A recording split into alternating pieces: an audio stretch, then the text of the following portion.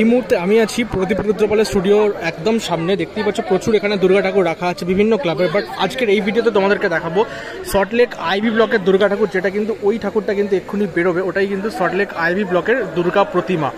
সেই মুহূর্তটাই তোমাদের সাথে আজকের এই ভিডিওর মাধ্যমে শেয়ার করব।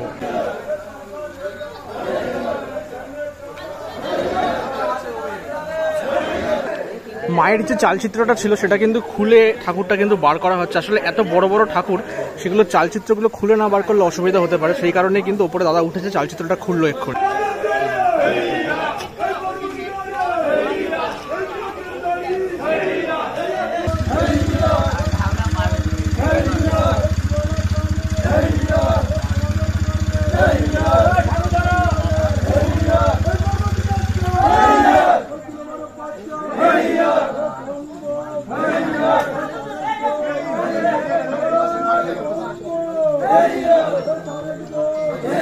এই জাস্ট মা দুর্গা কিন্তু বের করা হলো স্টুডিও থেকে।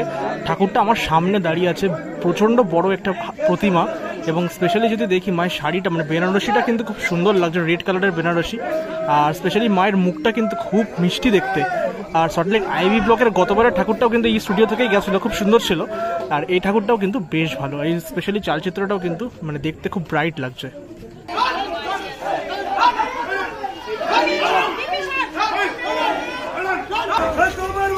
প্রচুর মানুষ মিলে কিন্তু এই দুর্গা ঠাকুরটাকে টানা হচ্ছে। তো বিশাল বড় প্রতিমা, এবং এই প্রতিমাগুলো কিন্তু মানে খুবই ভারী একটা, বুঝতেই পারছো মাটির প্রতিমা, অনেকটাই বড় প্রতিমা, বিশাল ভারী। মা রওনা দিল নিজ ঘরে উদ্দেশ্যে।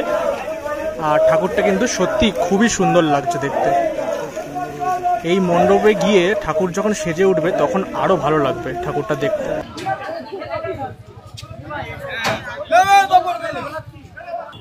নমস্কার, সকলকে শারদীয়া শুভেচ্ছা জানাই। অত্যন্ত আনন্দের, সারা বছর এই দিনটার জন্য আমরা অপেক্ষা করে থাকি, এক বছরের প্রতীক্ষা থাকে।